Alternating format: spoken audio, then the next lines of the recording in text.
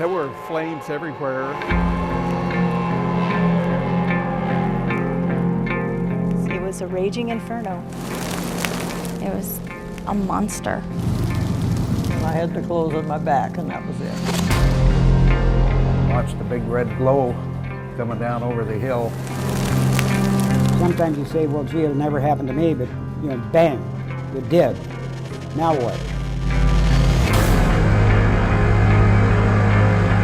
I don't know. It's just gone. Leaving our home with not very much and coming back to nothing.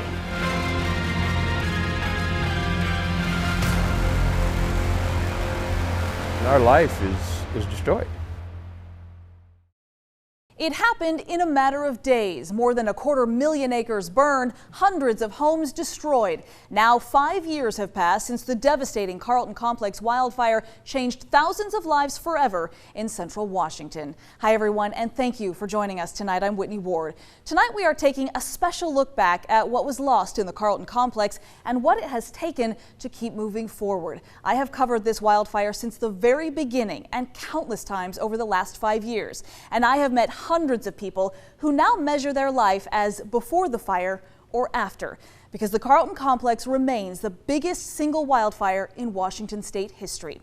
It spanned 400 square miles. It stretched across huge portions of Okanogan County, parts of Chelan County, as well as Colville tribal land.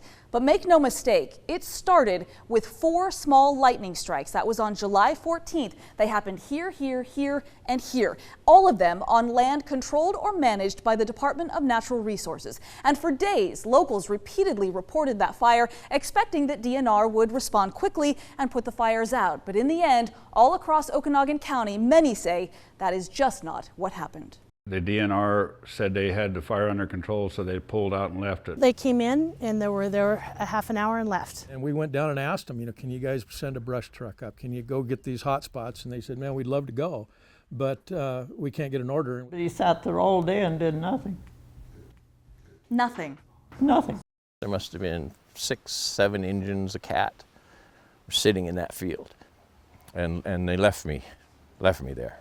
And as more and more stories like that started to surface, we began to hear from firefighters as well. Many of them from different agencies were also frustrated, saying they wanted to help, but they couldn't get an order to go. KREM 2 got an audio recording from a radio conversation with a team of smoke jumpers asking for permission to jump on those lightning strikes when the fires were still small, but permission was denied. Flying south here, just spotted a couple smokes. Not sure if Leacher had called these in, but let's see if you guys want to continue on with the previous mission or divert. Yep, 9, you can continue on to the W-bar W, and it sounds like we may have these already as incidents. I also talked with a smoke jumper who was based out of Winthrop, who didn't want to show his face on camera. At the time, he said he feared for his job. But he also wanted people to know that what happened during the Carlton Complex didn't have to happen. I was there, and there's things that need to be fixed. You see a fire, you put it out. And that's the problem. It's like, what are we waiting for? You want to do something, but you can't because you're getting an order not to. There was folks sitting and waiting. I seen that. Now, to be clear, when the fire exploded, it went under the control of an incident commander, so it was no longer just DNR calling the shots. But remember, those 4 small lightning strikes started on land that was being managed and controlled by DNR, and then it spread from there. So over the years, I went straight to the top of DNR to get answers. I questioned then Commissioner of Public Lands, Peter Goldmark, to try and understand what happened and why. Homeowners are saying DNR crews didn't act. They were there, had a tanker truck, but didn't act, watched their house burn. So a couple of things here. It's hard for me to know the veracity of those charges. I wasn't there. We haven't completed our investigation. Have you had a chance to substantiate any of those claims, and what have you learned about what the homeowner said? So we've investigated every claim that we could. And we haven't found any credible claim that we could back up through other means. So do you think these hundreds of people are making that up? I'm not sure it's hundreds of people. I know there was a tremendous amount of frustration at the loss of their property. And I understand the natural tendency of people to want to place blame. And for every person we talk to, there are dozens more with similar stories, which is why there are now at least 300 families who have filed claims against Washington DNR, hoping to hold them accountable for what happened. And the crux of their argument is that DNR had an obligation, just like any other landowner, to keep fire from spreading to someone else's property. Now, the lawsuit was actually dismissed last October, but they've since filed a motion to reconsider, and it's now up to a judge in Spokane if the case will move forward. When you're trying to hold people responsible for acts of nature and then the responses of man, that's always a question of whether or not the court should be or should not be involved in the case. This was always going to be an uphill battle, wasn't it? Yes. I mean, all of our clients believe to this day, as much now as they did back then, that the government was wrong in their response. They were negligent, that they were lazy, that they didn't manage things the way they should have.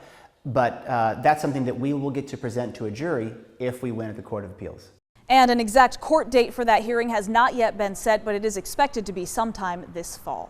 And among those families taking action with that lawsuit is one couple that I have talked to every single year since the fire. They lost their home, their dogs, all their belongings, all of their cars, heavy equipment, fencing, and countless other things on their property. And even now, 5 years later, they are still trying to put the pieces of their life back together. Came up here and I stopped it from coming head on to the plate, and then it went over on that side of the creek. It never goes away. It'll be with you forever. Kim Maltis remembers exactly how it felt the day the Carlton complex exploded onto his property near Twisp. And it was so noisy, so hot, so smoky. And I was up there with basically a phone in one hand and a nozzle in the other. He remembers his wife pleading with firefighters to help save their house. She kept telling me they're not coming, nobody will come, nobody will help. And I was, come on, to those engines, and they just sat there. Images and feelings that still haunt him 5 years later. This was a man-caused disaster from the beginning all the way through. What comes back to you? What's the thing that you think about the most? Just how devastating it was and how fast, everything can change in your life. I mean, you get up one morning and everything's perfectly normal and fine, and by the end of the day, you're homeless. Today, Kim and his wife are retired and live at his mother's old home, which thankfully did not burn in the fire. We're making it. But he says every day there are reminders of what was lost. When you go to reach for something and it's not there, well then, here it all comes again, You learn that, a lot of the stuff you had that you thought was important really isn't. But just, to look out at the land, the property, and how beautiful it was and how it looks now. I mean, that's the hardest thing. Did you guys ever think about going somewhere else? Oh, yeah. Yeah. So what made you decide to stay? This is home. This is where I was born and raised. But by that time, it's too late. And it's where he's continued to build his life. There she is. That's the last one. While always knowing it will never really be the same. So that was the worst, is having to bury those dogs. You try to put it in the back of your mind, but a lot of things, will trigger. You see fire on TV or anything like that, it just brings it back. It's still hard to leave home because you're just afraid it won't be there when you get back. But every day gets just a little bit easier, he says, as he creates a new home and a new life on the land he loves. You just got to keep going. You got to get up and you got to keep going. And that's the secret. And that's the human spirit. You can take just about anything and get through just about anything if you're willing to. And Kim also tells me he feels lucky because he and his wife did at least have a roof over their head, but not everyone was so lucky. It is about healing, it's about humanity, helping them get through that process.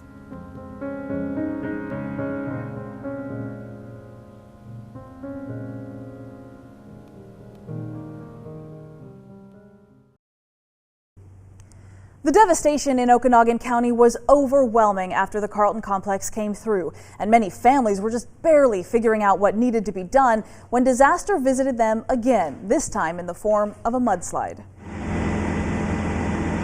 It was just a matter of days after the fire that a thunderstorm then dropped torrential rain right over the burn scar, causing flash flooding for miles. And for many, what wasn't destroyed in the fire was quickly washed away by the water. And then the very next summer, just 14 months after the Carlton complex, fire swept through again. Many of the same families had to evacuate again, and this time even more homes were lost. The Okanogan complex was a series of fires that burned more than 500 homes and 500,000 acres. There's like a whole bunch of smoke in the sky, and there was a whole bunch of ash coming down. I was kind of scared. It was almost too much. But as before, volunteers rushed in to help. Between the two back-to-back fires, the Red Cross sent in hundreds of volunteers, more than 120 just for Carlton Complex alone. They opened 18 emergency shelters, a dozen meal sites, and 5 supply distribution sites. With that, they served 45,000 meals and handed out more than 6,000 critical items to people in need. And ever since then, the volunteers have kept coming, a steady stream to help clean up and rebuild. Knowing you have suffered. In the name of the Father, the Son, the Holy Spirit. Amen. Heaven's glories. We give you thanks, Haskell Zuten. We're very thankful that you had it in your heart to do this kind of work for people like us. It was an emotional day in Okanogan County as another brand new home was dedicated to a family who lost everything to wildfire. Since 2014, the Okanogan County Long-Term Recovery Group has built 36 new homes for families because a full 60% of those who lost a house were uninsured or underinsured, leaving them with virtually no other way to rebuild on their own. For Dennis and Susan Best, their home of 25 years burned to the ground just 2 months after they'd paid off their mortgage. It was just almost impossible. Impossible without the help of volunteers. I feel extremely blessed to have been part of this project to help build them a home, and not just a house, but a home. It was an army of volunteers, actually, from all across the state and the country, stepping up to try and rebuild what was lost. 1 2x4, one house at a time. They were really devastated. When those fires come, they just have to get out. I mean, they just pick up their kids and go. This was our living room. And your heart kind of goes out to what the people are going through. We pulled in the driveway and everything's gone. And we were just like, there's nothing. Volunteers helped John Boyd clear debris from his property. It'd take me years to do all this. And helped Marion Perry rebuild her home. And I literally saw my house explode. It didn't burn, it exploded like a firecracker. But as quickly as everything was lost, it has taken years to recover. It just gives you a good feeling that you can go out and help somebody that can't help themselves. Where would you be without them? Oh, we wouldn't be anywhere without them. Carlene Anders started long-term recovery after the Carlton complex. But after the even bigger Okanogan complex, it was clear her work was just getting started. When you have an area hit by a disaster this big, all the contractors are busy. You can't even get people to respond for months at a time. And if volunteers didn't come in and do these builds, people would still be couch surfing. They're in trailers and they're in we had people in vans. And together with supplies and donations from local companies and regional charities, they found a way to keep going. It's probably the hardest job I've ever loved. We're giving something back to people that they lost and will never get back. It's that process of finding what that new normal is and helping them to achieve that. And while it will never be what it was, for Dennis and Susan, it's a place of their own. And after so much loss, a place they can finally call home. You're not just restoring a house, you're restoring their life. Volunteers have been a critical part of the rebuilding here all across Okanagan County, not just for homes though, also for some of its most recognizable landmarks. I still smile every time I go by that thing. And when it finally was finished, the community was really excited. I mean, people are still talking about the sign. It was a gut punch for the Pateros community when the original sign burned down. This iconic picture was seen around the world in the immediate aftermath of the fire, and for several years there was nothing left but this Pateros Strong banner and one skinny little burned out stick. But over time, the Chamber of Commerce started looking for donations and community support to build a new sign. And last summer, it was finally finished. The new sign features the same familiar slogan perched underneath old metal and rebar that was charred in the Carlton complex. A nod to what happened here, but a symbol that this community is no longer defined by the wildfire. I think that sign was like the finishing touches. We're done. We've moved on, we've rebuilt, and we're this amazing community again. And while the community is recovering, the land all across Okanagan County is still struggling. We're in this together and we can solve this problem together.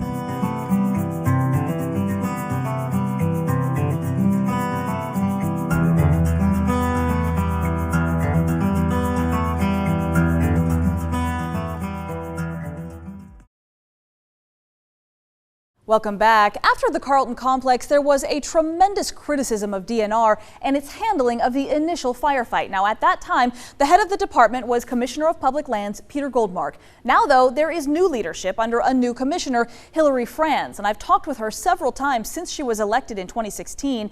And this last time, I asked her again what DNR will do differently moving forward. In the last 5 years, what would you say your department has learned from the Carlton complex? First, on the wildfire side, what we did is we recognized we weren't getting any new funding or resources in, so we had to do the best we could with what we had. First, we started leveraging our air assets. We were making sure that the moment there was smoke in the air, we're getting our helicopters and our Type 1s on those fires, getting them contained so hand crew can get in and we move on to the next fire. The second thing we did was we pre-positioned our equipment. We lose a lot of time in transportation and movement of our equipment to the fire. A lot of people felt that there were resources that were sitting idle and that could have been used, but weren't. Engines, tankers, cats that weren't being used. Do you think that there will be less of that under your watch? I've said that cannot happen under my watch. I've said we can never be sitting there idly or allowing our equipment and resources while parts of our state are burning. We can no longer be one agency trying to fight fires. We are one state. We have to be all lands, all hands. So bringing local, state, and federal agency together as one team, building that team so we can be more effective together. That was one of the biggest lessons of Carlton. So responding to fires is one half of the equation. The other half, of course, is trying to prevent those fires in the first place. And understanding that so much of the fuel load is out there, what do you think we can expect for prevention? So let me start with the great news, right? Is, we have made forest health our top priority, knowing that that is the underlying root of why we're seeing more catastrophic fires. You're going to pay for it anyways. Our state is already paying $153 million a year on average to fight fires. The question is whether we're going to pay to react in the face of smoke and flames and potential damage and risk of life and property, or we're going to pay to be proactive, treat those forests, have the resources up front to keep the fires small and actually protect our communities and our firefighters.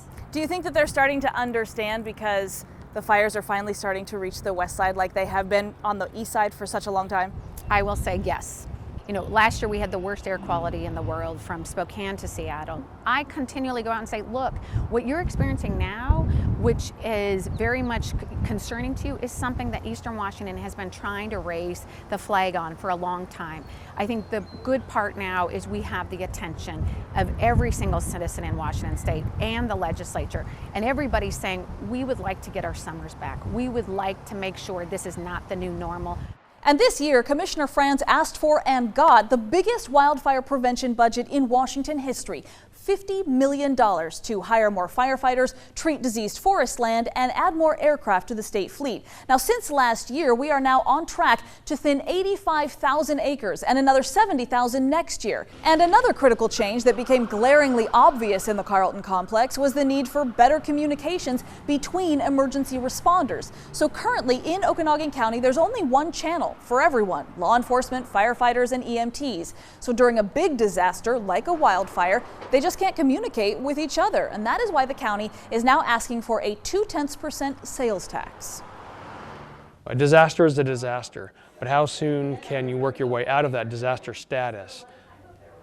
Good systems, good tools help you get there sooner. And voters will decide on that issue on the upcoming November ballot. And after the 2014 fire, restoring electricity was another huge challenge. The Okanogan PUD lost more than 44 miles of overhead and underground power lines, and well over 1,000 poles and hundreds of transformers. Combined, it amounted to more than $11 million in repair and replacement costs. And despite all the loss, many people say it's the strong sense of community that has actually kept them here. How that's helped a lot of them redefine what it means to be home. Coming up. You know, you just want to stay in the area. It's home. Woo, right here in Pateros tonight.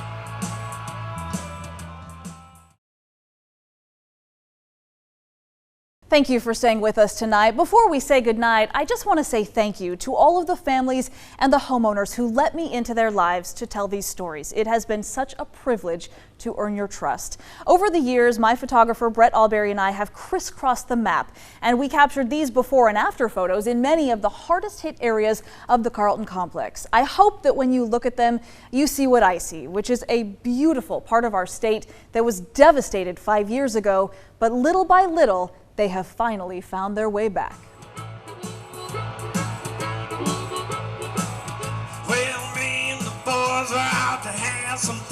I think people still remember and it's still talked about, but the attitude is a lot more optimistic than it was. We're not going to let fire stop us. There's so many people involved in this that it gives people strength. And it's coming back really nicely. If I'm going to spend my tourism dollars, this is a really good spot. I think it's getting really pretty again. You know, you just want to stay in the area. It's home. We are a tight-knit community now, and I love it, and I wouldn't change it for the world. It's worth your time to come here and help somebody. Small town community that's what you do.